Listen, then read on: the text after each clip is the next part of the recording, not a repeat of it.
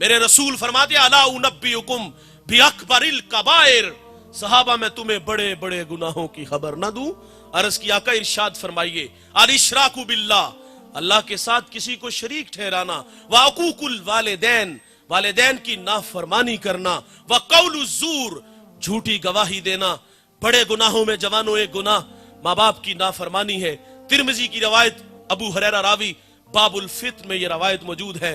मेरे नबी फरमाते जब मेरी उम्मत में 15 बुरी खसलतें आ जाएंगी, रीहन हमराउ, उम्मत इंतजार करे सुरख आंधियों का, व ज़लज़लातिन, जलजलों का, इन्हें जमीन में दंसा दिया जाएगा और आसमान से भी ताबड़तोड़ हमले होंगे। वो 15 बुरी खसलतें कौन कौन सी हैं? इज़्ज़तु खिज़ल फ़ैउ दुवलन, फरमाया जब हुक्मरान तबका सरकारी खजाने को दोनों हाथों से लूटना शुरू कर देगा। वल अमानतु मगनमन, जिसके पास अमानत रखी जाएगी जाती माल समझ के हड़प कर जाएगा। वस ज़कातु मगरमन, मालदार लोग ज़कात देना छोड़ देंगे। व तुअल्लिमु लिगैरि दीन, उलमाए दीन दुनिया के तलबगार बन जाएंगे। व अता रजुलु इमरातुहु, आदमी बीवियों के फर्मा बरदार होंगे। व अक्का उम्मुहु, माओ के नाफरमान हो जाएंगे। व अदना सदीकहु, दोस्त के साथ हुस्ने सुलूक से पेश आएंगे। व अक्सा अबाहु, बाप के साथ बदसलूकी करेंगे। व शुरिबतिल खुमूर, शराबे आम होंगी। इस उम्मत का अव्वल आखिर पे लान तान करेगा। फिर क्या होगा? सुरख आंधियां चलेंगी। फिर क्या होगा? जलजले आएंगे। फिर क्या होगा? इन्हें जमीन में दंसा दिया जाएगा। फिर क्या होगा? आसमान से जालाबारी होगी। कब जवानों? जब माँ बाप दुखी हो जाएंगे। कब जवानों? जब माँ बाप औलाद के रवैयों से नाला हो जाएंगे। फिर रहमत खुदाबंदी रूठ जाएगी और उसके जुज़वी अजाब का इजहार आपने चंद अय्याम पहले एक कश्मीर में झटका, और वो झटका यहां भी लगा था। वहां झटके ने थोड़ा सा जोर पकड़ा, सुहाग उजड़े, बच्चे यतीम हुए, अरमान कुचले। एक झटका 2005 में लगा था, मानसेरा से जिला बाग तक 1 लाख इंसानों की हड्डियां तोड़ गया था। ये जुज़वी अजाब संभलने का मौका देते हैं। ओ माँ बाप के नाफरमानो, माँ बाप का दिल दुखाने वालों, माँ बाप की नाफरमानी करने वालों, अगर खुदा की रहमतें रूठ गई, ये कोड़ा अजाब का पहाड़ों में चला तो तोड़ के रख दिया। ये अजाब का जो कोड़ा अगर पंजाब में बरसा, ये दौड़ती गाड़ियां, ये फलक बोस अमारतें, ये बंगले, ये प्लाजे, एक ही झटके में वो खाक में मिला देगा। साहिब, माँ बाप की नाफरमानी इतना बड़ा गुनाह है कि खुदा की रहमत रूठ जाती है, उन्हें जमीन में खींच के ले जाएगा। मेरे रसूल से एक सहाबी ने पूछा, बंदा नवाज कयामत कब आएगी? कोई निशानी इरशाद फरमाए। तो आका फरमाते जब माएं जलील हो जाएंगी। और ये घर घर की कहानी है। मुझे एक खातून मिली, उतरा हुआ चेहरा देखा, मैंने कहा बहन खैरियत? फूट फूट के रोने लगी। कुछ आंसू थमे तो मैंने कहा बताएंगे कुछ? तो मुझे कहती आज बेटे ने मुंह पे थप्पड़ मारा है। मेरा हाथ पकड़ के सर पे रखा, करीब था कि फट जाता।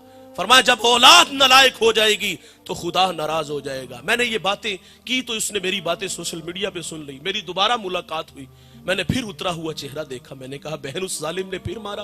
कहा उसने दुखी नहीं किया, तूने दुखी किया। मैंने कहा मैंने आपको क्या कहा? कहा तेरी बातें मैंने सुनी है, सामने हजारों लोग बैठे थे और मुझे खौफ सा आने लगा कि इतने लोगों में से किसी ने मेरे बेटे को बद्दुआ ना दी हो।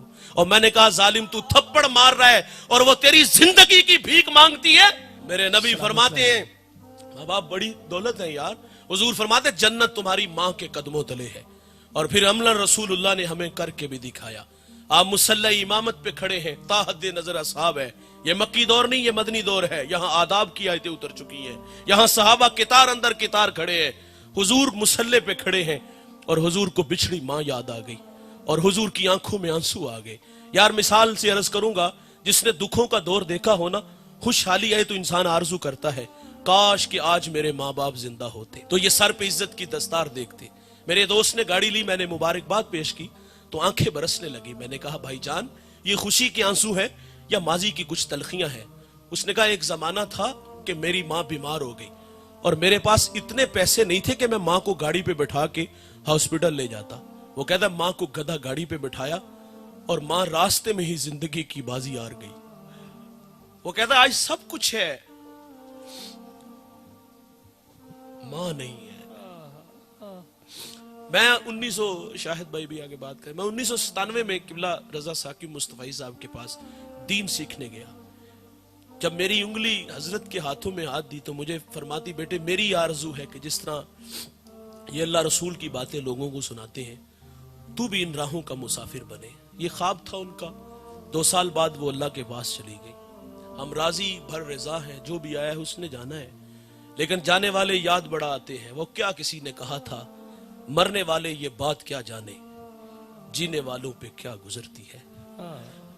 اپنوں کے بغیر زندگی بڑی ادھوری ہوتی ہے، اور بالخصوص یہ جو ماں باپ ہوتے ہیں بہت بڑی دولت ہے. یہ خواب دیکھا، میں نے دوڑ لگا دی.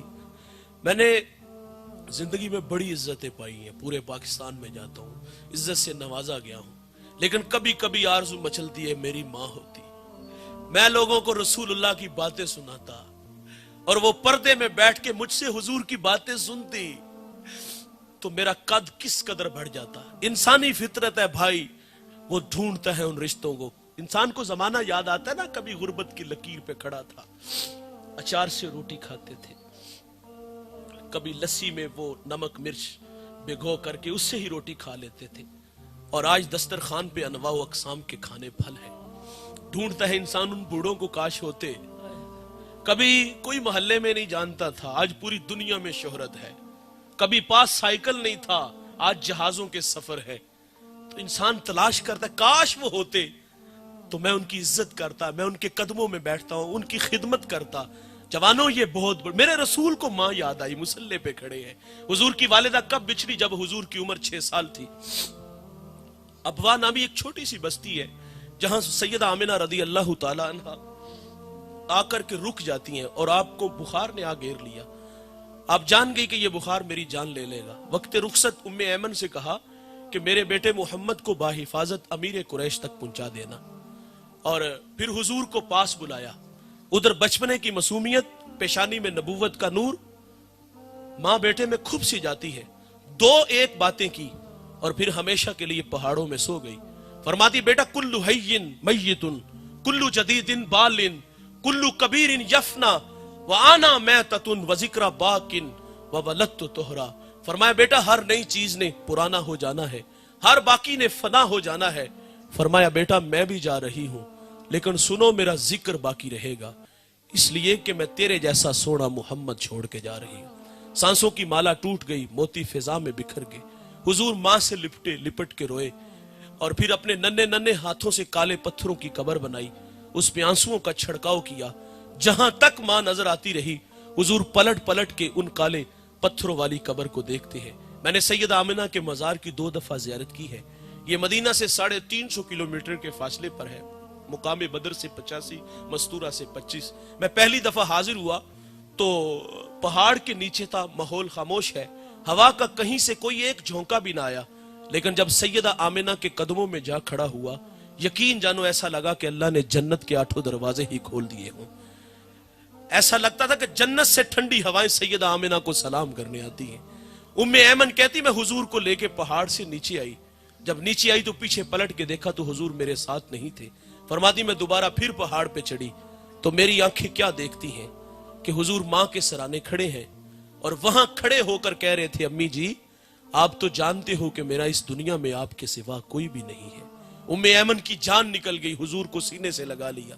آقا فرمایا کرتے تھے ام ایمن میری ماں کے بعد میری ماں لگتی ہے. حضور مصلے پہ ہے، بچھڑی ماں کی یاد آئی.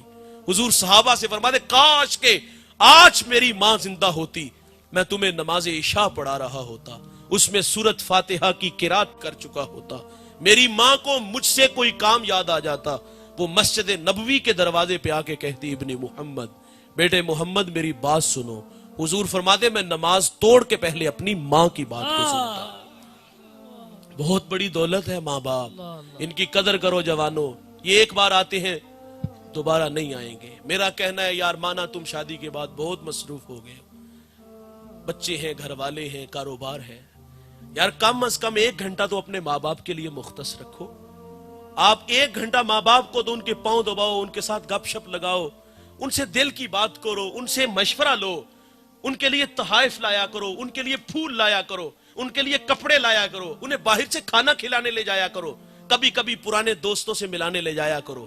یہ بوڑھے نہیں مریں گے اگر آپ توجہ دو گے. یہ بوڑھے مرتے اس وقت ہے جب اولاد توجہ نہیں دیتی. آپ آج سے ہی اپنے ماں باپ کو وقت دینا شروع کر دو تو یہ بوڑھے نہیں مریں گے. ہمیں غلطی لگی، ہم سمجھتے ہیں یہ شاید کہ ہم جو ماہانہ یا ہفتے بعد 500,000 روپیہ دیتے اس لیے ہماری راہوں میں بیٹھے ہوتے ہیں، اور دھوکہ لگا ہے ہمیں، انہوں نے زندگی میں بڑا پیسہ کمایا ہوتا ہے اور وہ سارا پیسہ آپ پہ ہی خرچ کیا ہوتا ہے. یہ آپ کے پیسوں کے بھوکے نہیں ہوتے جوانوں، یہ آپ کی توجہ کے بھوکے ہوتے ہیں. آپ ماں باپ کے قدموں میں بیٹھا کرو، ان کے قدموں میں بیٹھ کے یقین جانو 10 منٹ گزار کے دیکھو، آپ ایسا لگے کہ فضاؤں میں ہم اڑ رہے ہیں. عزتیں چاہتے ہو تو ان کے قدموں میں رہو. ایک دو بات گفتگو سمیٹ لیتا ہوں، بڑی اہم اور بڑی ضروری باتیں ہیں. دیکھیے والدین چلے جائیں تو انسان آرزو کرتا ہے کاش وہ ہوتے تو خدمت کرتے. ابھی میں نے اتنی باتیں سنائی، اور آرزو مچھلی جن کے ماں باپ نہیں ہے، کاش کے ہوتے تو ہم خدمت کرتے.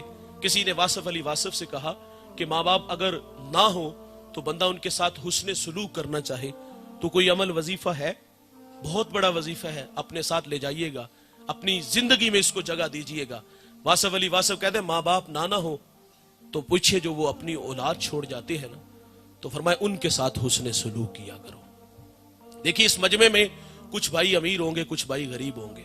کتنا ہی اچھا ہے کہ امیر بھائی اپنے غریب بھائی کی کفالت لے لے، لیکن ہمارے ہاں ایسا نہیں ہوتا. امیر بھائی کے دسترخوان پہ انواع و اقسام کے کھانے پھل ہوتے ہیں، باقی بچ جانے والے کتوں کے آگے ڈال دیے جاتے ہیں، روڑی پہ پھینک دیے جاتے ہیں. اور دیوار کے متصل بھائی کا گھر ہے، اس کے گھر میں فاقے ہیں، بچے روتے ہیں بلکتے ہیں، بھائی کو پرواہ نہیں ہوتی. میں اس شخص کو جانتا ہوں جو 5 فیکٹریوں کا مالک ہے، اسی فیکٹری میں اس کا بھائی ملازم ہے، بھتیجے بھی گالیاں دے لیتے. کتنا ہی اچھا تھا کہ 10-20 لاکھ روپیہ بھائی کو لگا کے کاروبار دے دیتا تاکہ وہ بھی عزت کی روٹی کماتا. لیکن ہماری آرزو ہوتی کہ یہ ساری زندگی ہمارا محتاج رہے. اور کتنا ہی اچھا ہے اس مجمع میں اگر کوئی بھائی امیر ہے تو وہ اپنی غریب بہن کی کفالت لے لے. ایسا بھی نہیں ہوتا. غریب بہن تو بھائی سے رشتہ لینے آ جائے نا تو بھائی کے تیور دیکھنے والے ہوتے ہیں. وہ کہتا تجھے جرت کیسے ہوئی ہے، تو اپنی اوقات تو دیکھ، تو میری بیٹی کو 2 وقت کا کھانا بھی نہیں دے سکتی اور رازق تو ہے. ہمارا کہنا ہے بہنیں ولی بنا دیتی ہیں. یہ اچھی لگتی نہیں لیکن یہ بھائیوں کے حق میں اچھی بڑی ہوتی ہیں. ماں باپ نہ ہو تو بہنوں کے ہاتھ بھائیوں کے لیے ہمیشہ اٹھے رہتے ہیں، اور بہنیں ماں کا روپ ہوتی ہیں. یار ان سے رابطے میں رہا کرو. لیکن یہ ہمارے گھروں میں 6 مہینے بھی نہ آئے تو ہمیں کبھی ان کی یاد ہی نہیں آئی. یہ تو بیچاری ماں باپ کے بعد اگر چھٹیوں میں بھائی کے پاس رہنے آ جائے نا تو 2 دن بعد وہ واپس گھر چلی جاتی. بھائی کے تیور ہی ایسے ہوتے ہیں. کیسے بھائی ہو یار، تمہیں بچپن کا زمانہ بھول گیا؟ تمہاری زندگی کی بھیک مانگتی تھی، تمہاری بھلائیں لیتی تھی، آج تجھے بہن کی یاد ہی نہیں آتی. لوگ ہم سے مسئلہ پوچھتے مولوی صاحب بہن تحفہ دے تو لے لینا چاہیے. تحفہ کیا مانگتے ہو؟ زمین مانگتے ہو؟ بہن دے گی تمہیں زمین.